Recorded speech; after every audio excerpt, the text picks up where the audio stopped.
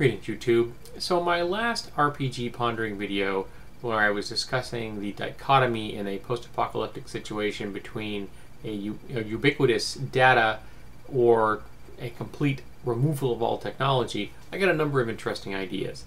And a couple of people mentioned the cloud, the concept that we are currently and will eventually upload all of the available data that we use on a daily basis into the cloud. An amorphous mass of information accessible from anywhere we choose to access it from, and it doesn't actually exist in any one particular place, kind of the ultimate version of the internet. And a couple of people mentioned that maybe if, even though every single person has a data pad, and everyone can access them from anywhere, that the information is not actually held on the data pad, it is in the cloud. And this seems completely plausible, and it scares me out of my wits, because the thought that people would be willing to entrust their data to the cloud instead of keeping it in a physical location in their own home is a scary thought. I will never be doing that. If I have data in the cloud someday, it's going to be data that is also backed up here, so that it will not be lost to me or inaccessible to me if the cloud goes down. So that's just me, and I'm hoping that lots of people follow my example, because we will need these people when the apocalypse does happen. So how do I want to go about wiping out the access that people have to this information? So I thought about, I had mentioned nanotechnology, and a number of posters commented that, if you let nanotechnology out of the bag, it can be bad long term. So short term, yes, it does in fact get rid of the data access, but it also has other ramifications. It might very well take out all the technology, as I mentioned in the video. So I don't necessarily want to let that genie out of the bottle, I should say. So let's think of another idea. So last night while I was at work, I'm playing with an idea on and off, this particular idea for quite a while now, and I finally realized that now is the right time to bring it up. So I'm postulating that sometime in the near future, between now and the apocalypse,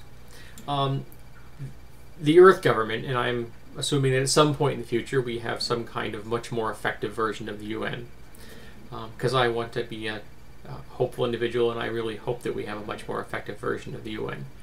And they build a series of satellites orbiting the Earth. Now the satellites are a laser defense network, designed initially for space debris and incoming celestial bodies, rocks and ice chunks and such, that are coming at Earth and could pose a potential danger.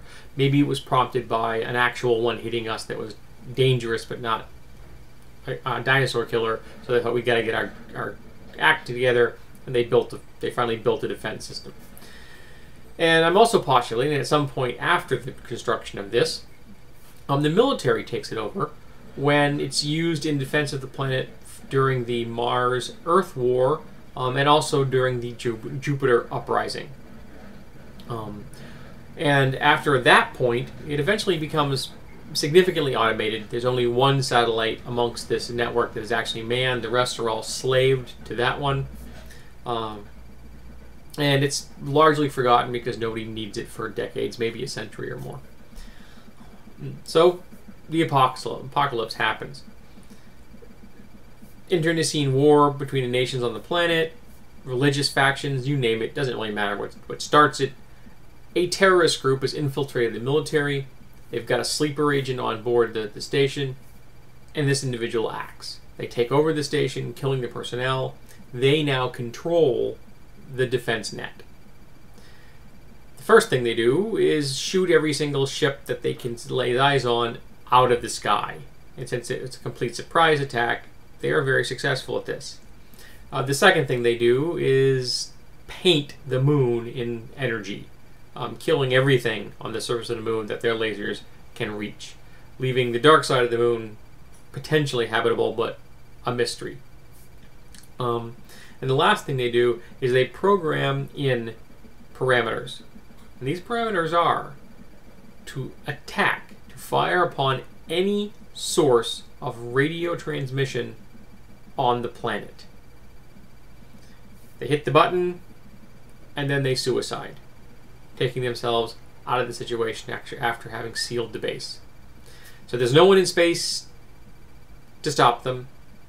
The moon's out of the picture for the most part. And Earth suddenly finds itself under attack from its own defense rig. Within minutes, the cloud is gone. Within hours, the defense net has destroyed the communication web on the planet. And within a couple of days, Earth is radio silent. So therein you have the reason for the apocalypse. And there were probably also nuclear, biological, and chemical attacks that were going on the planet between different countries, finally realizing that there's no one there to stop us. Let's all decide to act on the hatred that we've had for X number of centuries, kind of thing. So you end up in a world with a ruined ecology, radiation, and chemical and biological poisoning everywhere. Gamma world, Darwin's world, the mutant epoch. You get the idea. So communication is now wiped. Short-range, very low-frequency radio still works, but it's short-range. You can't do a lot with it. You can use point-to-point radio communication, but that's hard to do under normal circumstances. So radio communication, for the most part, just falls by the wayside. However, rapid forms of communication are still desired. So what do? Landlines become really popular. Now, the entire landline network would have been abandoned or just ignored for a very long time. It's probably either completely wasted or in horrible condition. But there is now an impetus to repair it and replace it. So you end up with two new groups of individuals on the planet. And I'm talking about, at least in the continental United States. You have the linemen, whose job it is to go out and lay down new communication lines, either burying them in the ground where possible or putting them on poles, setting up a telephone network, once again, in copper.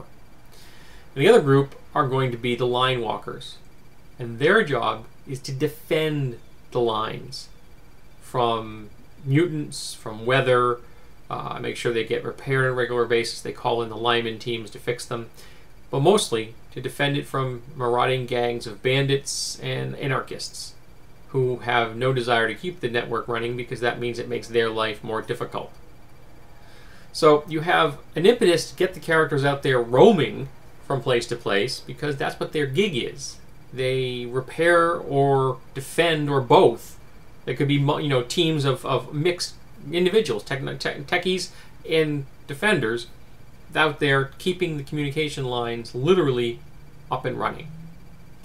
So that was an idea I came up with last night. So I thought that I'd throw it out there for you folks and see if you think that it stands up.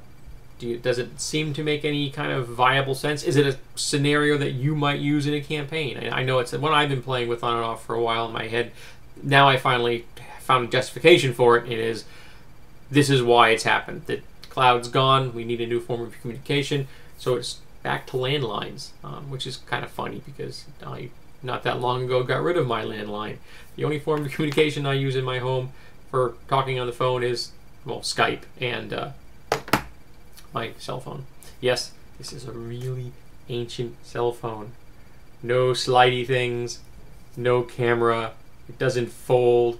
All it does is make phone calls.